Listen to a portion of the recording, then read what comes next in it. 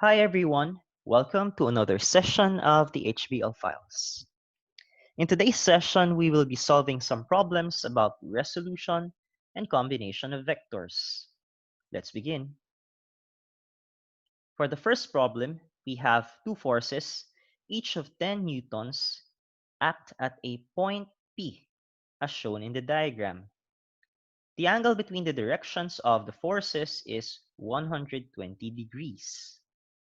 What is the magnitude of the resultant force? Let us start solving this problem by copying the diagram for the forces. Notice that this force over here is lying along the horizontal. This tells us that this force will only have an x component. On the other hand, if you look at this second force, it is drawn at a certain angle with respect to the horizontal, which means we must resolve this vector.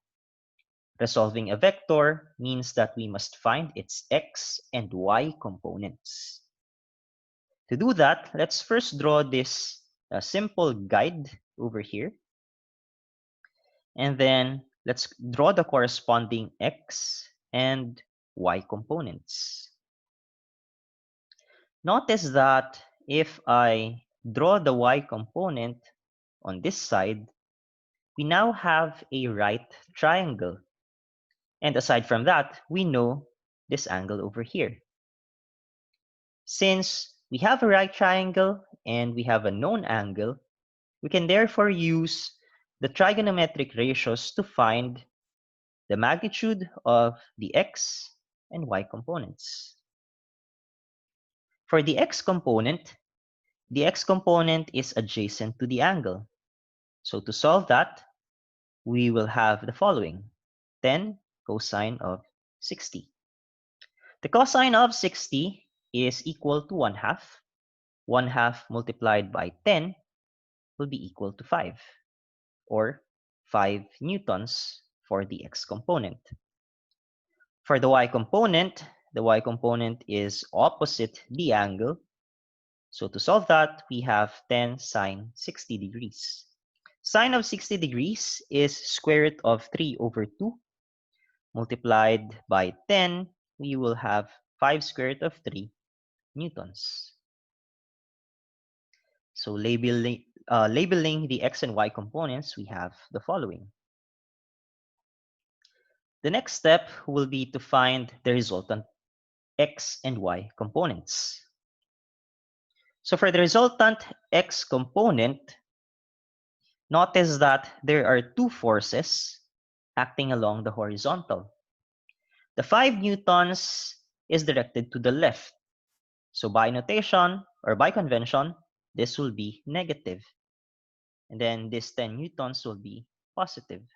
Negative 5 plus 10 gives us positive 5 newtons for the resultant x component. For the y component or the resultant y component, notice that there's no other force acting along the vertical except for this one.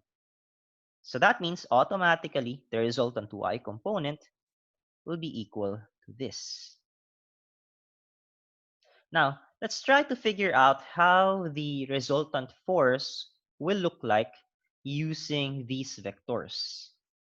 We can do that by using the tail tip method, or also you may use the parallelogram method. For the tail tip method, what we usually do is to place the tail of the second vector to the tip of the first vector. So in this scenario, I'll be considering this as our first vector and this one to be the second vector. So that means the tail of this second vector will be placed or connected to the tip of the first vector.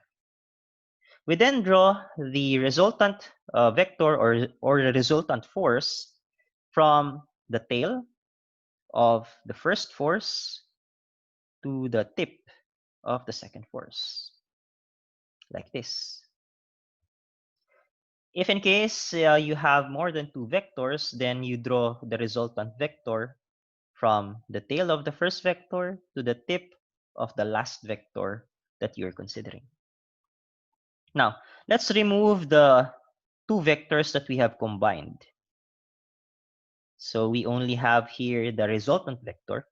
Now, we have here the resultant vector and we have the resultant x and y components. How do we combine these?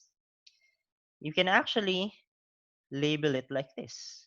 The resultant x component will be here, and then resultant y component will be this one.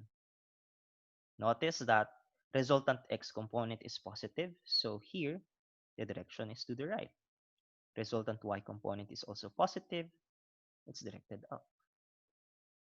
Now, in case you haven't noticed, this if you move again this y component on this side, you now have another right triangle. Notice that in this right triangle, we know the lengths or magnitudes of the two sides. And the only magnitude that's unknown will be for the hypotenuse. The magnitude of the hypotenuse represents the magnitude of the resultant force.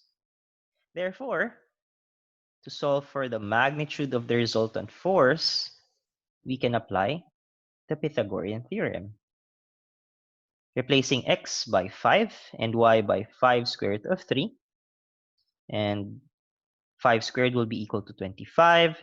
Squaring this gives you 75. Adding the 2 gives you 100. Square root of 100 is, of course, 10. That means the magnitude of the resultant force will be 10 newtons. Okay? Next. The force of, or a force of 5 newtons may be represented by two perpendicular components, OY and OX, as shown in the diagram, which is not drawn to scale. OY is of magnitude 3 newtons. What is the magnitude of OX? To solve this problem, we will be applying the same concept that we have applied in the previous part of the first problem, and that is to use the concept of Pythagorean theorem. Notice that if I write this component OY on this side, like this, we again form a right triangle. A right triangle wherein the magnitude of the hypotenuse is known, and the magnitude of one of the sides is also known. So to find the magnitude of the other side, which is OX, we will be using, again, the Pythagorean theorem. So manipulating this equation, we have OX is equal to the square root of the hypotenuse squared minus square of the length or magnitude of one of the sides. So OY is 3 newtons. 5 squared will be 25. 3 squared is equal to 9. 25 minus 9 is 16. The square root of 16 is 4. So that means the magnitude of OX will be 4 newtons. Next. On this problem, the diagram shows two vectors x and y. Show the magnitude and direction of vector x minus y. Now, remember that when we subtract a vector, we can actually express it like this. X minus y can be expressed as x plus negative y. Okay? Now, this allows us to, again, use the tail tip method. So we copy the first vector x. Now, next step is to connect the tail of the second vector to the tip of the first vector. Our second vector will be negative y. Here we have the vector y. To express it as negative y, we simply have to flip the direction of vector y, giving us this one. So same length, just flip the direction. That makes it negative. So again, this is the tail tip method. Tail of the second vector is on the tip or connected to the tip of the first vector. So to draw the resultant, or the x minus y, we draw it from the tail of the first vector to the tip of the second vector, like this. So this vector represents x minus y.